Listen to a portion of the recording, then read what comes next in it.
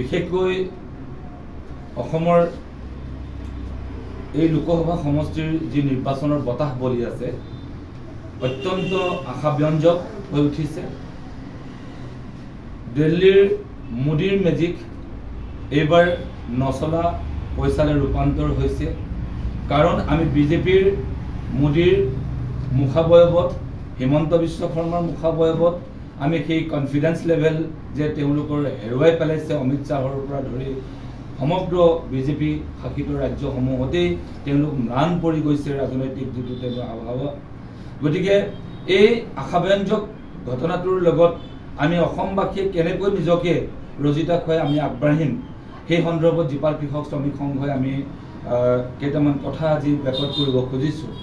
যে আমাৰ আটাইতকৈ ভাল লগা কথা যে বিজেপিৰ দৰে এটা ফেচিষ্ট এখন চৰকাৰখনক তেওঁলোকক তিনিবাৰকৈ যদি শাসনাধিষ্ঠিত কৰিবলৈ যোৱা যায় তেতিয়াহ'লে তেওঁলোক চূড়ান্ত ফেচিষ্ট হৈ উঠিব আৰু তেওঁলোকে আমাৰ আটাইতকৈ ভাৰতবৰ্ষৰ যিটো কাঠামো ভাৰতৰ যি সংবিধানক তেওঁলোকে পদাঘাত কৰিবলৈ কুণ্ঠাবোধ নকৰিব।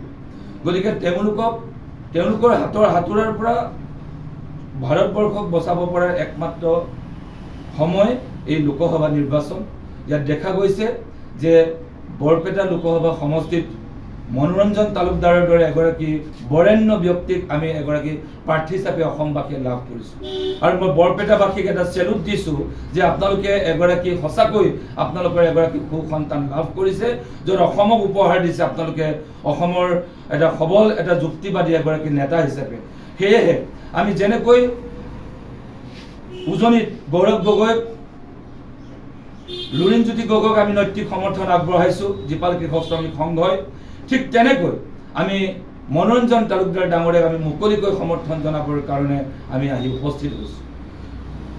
মনোৰঞ্জন তালুকদাৰ জিকা কিমান জৰুৰী সেই সম্পৰ্কে মই দুটা লাইন ক'ব খুজিছোঁ। কাৰণ সেইজন ব্যক্তি এটা ৰাতিত বিক্ৰী যোৱা এগৰাকী নেতা নহয়। কোনো ধন টকা পইচাৰ প্ৰলোভনেৰে মানুহক মোহান্ধ কৰিবলৈ যোৱা এগৰাকী প্ৰবঞ্চক নেতা নহয়। তেওঁ এনেকুৱা এজন নেতা নহয় যি সাম্প্ৰদায়িকতা বিশ্বাস কৰে। তেওঁ এনেকুৱা এজন নেতা নহয় যি ধৰ্ম আৰু জাত পাতৰ ভিত্তিৰ ৰাজনীতি কৰিব খোজে, নহয়। তেওঁ উচ্চ শিক্ষিত, আটাইতকৈ কথা তেওঁ প্ৰগতিবাদী এগৰাকী সাম্যবাদী নেতা আৰু লগতে পৃথিৱীৰ জনগণক ঐক্যবদ্ধ হোৱাৰ কামনাৰে আন্তৰ্জাতিক ৰাজনৈতিক দৰ্শনত বিশ্বাসী এজন ৰাজনৈতিক হোতা অসমৰ। আৰু এনেগৰাকী বৰেণ্য ব্যক্তি আমি লাভ কৰিছোঁ ইয়াত বৰপেটা সমষ্টিত। গতিকে বৰপেটাবাসীক আমি মৰেল শিক্ষা দিয়াৰ ধৃষ্টতা কৰিবলৈ খোজা নাই, কিন্তু আমি ৰ'ব পৰা নাই যে মনোৰঞ্জন তালুকদাৰৰ দৰে এগৰাকী বলিষ্ঠ নেতা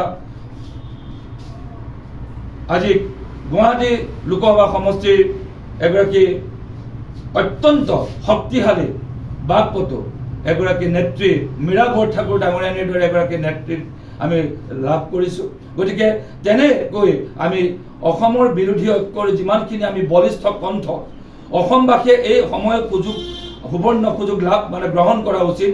কিয়নো লোকসভালৈ যিগৰাকী নেতাক আমি পঠিয়াম সেইগৰাকী নিমাতী কন্যাক পঠিয়াই লাভ নাই। নিজৰ স্থানীয় অঞ্চলৰ কাৰোবাৰ যোগ্যতা থাকিব পাৰে, তাত আমাৰ সন্দেহ নাই, আমি এই কথালৈ আমি যাব খোজা নাই। কিন্তু লোকসভাত য'ত পলিচি লেভেলত নিৰ্ণায়ক ভূমিকা পালন কৰিব লগা নেতাসকলৰ মাজত যদি আমি উপযুক্ত নেতা পঠিয়াব নোৱাৰোঁ, পাছত আমি লেই চেই কৰি পাছত আমি হাবুডুবু খাই কান্দি কাটি লাভ নাই। সেইকাৰণে আমি কৈছোঁ ক্ৰমাগতভাৱে উজনিৰ পৰা লুৰিণজ্যোতি গগৈ,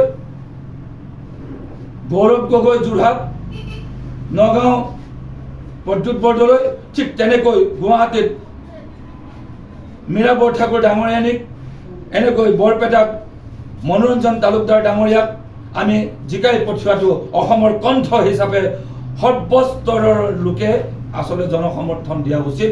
ইয়াত সৰ্বধৰ্মীয় বুলি কথা নাই, জাত পাত বুলি কথা নাই, ৰাজনৈতিক দলৰ বুলি কথা নাই। সকলো ধৰ্ম নিৰপেক্ষ আৰু ৰাজনৈতিক নিৰপেক্ষতাৰ ভিত্তিত সেইসকল নেতাক আমি ইয়াৰ পৰা পঠিওৱা উচিত। কাৰণ পলিচি লেভেলত তেখেতসকলে কাম কৰিব। তাতোতকৈ ডাঙৰ কথাটো হ'ল আমি দুটা কথা আৰু লগত সংযোজন কৰিব খুজিছোঁ যে যিসকল ব্যক্তিয়ে শেহতীয়াকৈ বিৰোধী ঐক্য মঞ্চৰ মুখপাত্ৰ হিচাপে কাম কৰি আছে লুৰিণজ্যোতি গগৈ আৰু অখিল গগৈ ডাঙৰীয়াই নৈতিক সমৰ্থন আগবঢ়াইছে মনোৰঞ্জন তালুকদাৰ ডাঙৰীয়াক আমি ধন্যবাদ জ্ঞাপন কৰিছোঁ। কিন্তু আমি তাতোতকৈ আৰু বেছি আশা কৰাৰ অধিকাৰ আছে বুলি ভাবোঁ যে তেখেত দুজন আহি বিৰোধী ঐক্য মঞ্চৰ সকলো নীতিগত স্থিতিৰ লগত থকাৰ পাছতো মনোৰঞ্জন তালুকদাৰৰ ক্ষেত্ৰত স্থিতি স্পষ্ট কৰি মুক্তভাৱে স্বতন্ত্ৰভাৱে তেখেত দুজনে অন্ততঃপক্ষে মনোৰঞ্জন তালুকদাৰৰ কাষত থিয় হৈ ৰোড শ্ব' কৰি বৰপেটাবাসী ৰাইজক আশ্বস্ত কৰি যোৱাৰ ক্ষেত্ৰত আমাৰ জীপাল কৃষক শ্ৰমিক সংঘও আমি বিনম্ৰতাৰে তেখেত দুজনক আমি আহ্বান জনাইছোঁ। কাৰণ শেহতীয়া গোটেই ৰাজনৈতিক যি ধুমুহা বলাইছে সেই দুজন ব্যক্তিয়ে এটা মুখ্য ভূমিকা পালন কৰিছে বিৰোধী ঐক্য মঞ্চৰ। গতিকে আমি মনোৰঞ্জন তালুকদাৰ মীৰা বৰঠাকুৰৰ আমি শেহতীয়া যি আছে ধুবুৰীলৈকে ৰকিবুল হুছেইনলৈকে আমি সকলোকে বিৰোধী ঐক্য মঞ্চৰ সকলোবোৰ নেতাৰ কাৰণে যেনেকৈ তেওঁলোকে বাক পটুতাৰে আজি অসমৰ জনগণৰ দৃষ্টি আকৰ্ষণ কৰিছে অন্তৰ জয় কৰিছে ঠিক মনোৰঞ্জন তালুকদাৰ ক্ষেত্ৰতো তেখেত দুজনে এটা বলিষ্ঠ পদক্ষেপ গ্ৰহণ কৰিব বুলিও আমি আজি সংবাদ মাধ্যমৰ যোগেদি আজি আমি আহ্বান জনাইছোঁ। সদশেষত আমি বৰপেটাবাসীক আমি পুনৰবাৰ চেলুট জনাইছোঁ যে আপোনালোকে এগৰাকী সঁচাকৈ সুসন্ধান আৰু সুবলিষ্ঠ এগৰাকী নেতা যুক্তিবাদী নেতা য'ত ধৰ্ম জাত পাতৰ প্ৰতিগন্ধময় ৰাজনীতিৰ বিপৰীতে এটা সুস্থ ৰাজনীতি হয় আমিতো মুকলিকৈ আহ্বান কৰিছোঁ। কাৰণ কংগ্ৰেছৰ ক'ৰবাত হয়তো বুজা পৰা অকণমান হেনদেৰি হ'ল প্ৰাৰ্থী নিৰ্বাচনৰ ক্ষেত্ৰত আকস্মিক ঘটনাবশতঃ হয়তো তেওঁলোকে কেণ্ডিডেট দিছে যদিও ইয়াত বাৰু তেওঁলোক এইটো ফেক্টৰ হোৱা নাই ইয়াত বৰপেটা সমষ্টিত। কিন্তু আমি ভাবোঁ যে সকলোৰ ঊৰ্ধত থাকি সঁচাকৈ যদি বিৰোধী ঐক্য মঞ্চৰ ধৰ্ম পালন কৰিব খোজে ইণ্ডিয়া এলায়েন্সৰ কথা যদি ক'ব খোজে নীতিগত কাৰণত গৌৰৱ গগৈ ডাঙৰীয়া আজি ভূপেন বৰা ডাঙৰীয়াও CPI-Mৰ মনোনীত প্ৰাৰ্থী মনোৰঞ্জন তালুকদাৰৰ কাষত থিয় হোৱাটো এটা নীতিগত দায়িত্ব বুলি আমাৰ জীপাল কৃষক শ্ৰমিক সংঘই বিবেচনা কৰোঁ। যিহেতু প্ৰধান বিৰোধী দল ঐক্যৰ আছিলে প্ৰধান দল কংগ্ৰেছ আছিলে তেনেস্থলত কিহৰ কাৰণে বৰপেটা মানে দুবাৰ কৰি নাই কেতিয়াবা চাওক নিৰ্বাচনৰ কিছুমান ডিপ্ল'মেটিক কিছুমান কথা থাকে হয়তো এনেকুৱা কথাও হ'ব পাৰে। কাৰণ আপোনালোকে জানে যে আপোনালোকে ইয়াত মই ইয়াত যিটো গুৱাহাটীত থাকি যেনে আমাৰ মীৰা বৰঠাকুৰ তাত জিকিব তাত যিটো আণ্ডাৰ কাৰেণ্ট যিটো আমি তাত পৰ্যবেক্ষণ কৰিছোঁ ঠিক তেনেকৈ আমি বৰপেটাটো আমি পৰ্যবেক্ষণ কৰি দেখিছোঁ যে এইটো ডিপ্ল'মেটিকেলি আচলতে দিছে সেইটো মনোৰঞ্জন তালুকদাৰকে সহায় কৰিব। সেই প্ৰাৰ্থীয়ে মনোৰঞ্জন তালুকদাৰৰ গতিপথটো ৰুদ্ধ নকৰে সেই কথাটো আপোনালোকক জনাইছোঁ। কাৰণ তেনেকুৱা ৰণনীতি বা ৰণকৌশলগত কথা এটা আমি ক্লিয়াৰিফিকেশ্যন দিয়াটো উচিত নহয়। কিন্তু আমি আহি ইয়াত উপস্থিত হৈ আমি বুজি পাইছোঁ সেই ৰণনীতিয়ে আমাৰ মনোৰঞ্জন তালুকদাৰ ডাঙৰীয়াকেই সহায় কৰিব। কাৰণ সকলো ধৰণৰ বিৰোধী ঐক্যৰ সকলো ধৰণৰ বিজেপি বিৰোধী যিমান স্থিতি সম্পন্ন যিমান সৰু সুৰা ক্ষুদ্ৰ ক্ষুদ্ৰ জাতি সত্তাৰে মিলিত দল সংগঠন আছে সকলোৱে সৰ্বত্ৰে ইয়াত মনোৰঞ্জন তালুকদাৰৰ সপক্ষে ইয়াত ৰায়দান দিবৰ কাৰণে উঠি পৰি লাগিছে। পতাকা নল'ব পাৰে ঝাণ্ডা নল'ব পাৰে ৰাজধানীলৈ কোনোবাই হয়তো মানে ওলাই নাহিব পাৰে কিন্তু তেওঁলোকৰ বলিষ্ঠ এটা আণ্ডাৰ কাৰেণ্ট আণ্ডাৰষ্টেণ্ডিংটো আমি ইয়াত নিজৰ চকুৰ আগত দেখিছোঁ। দেশক গদি মিডিয়াৰ কবলৰ পৰা বচাওক স্বতন্ত্ৰ আৰু নিৰ্ভীক সাংবাদিকতাক সমৰ্থন কৰিবলৈ দ্য অপিনিয়নক সহায় কৰক।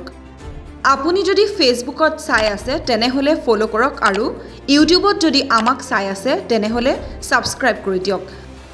লগতে আমাৰ এই স্বতন্ত্ৰ সংবাদধাৰা আগুৱাই নিবলৈ স্ক্ৰীনত দিয়া একাউণ্ট নম্বৰৰ জৰিয়তে আমাক আৰ্থিকভাৱে সহায় কৰিবলৈ অনুৰোধ জনালোঁ।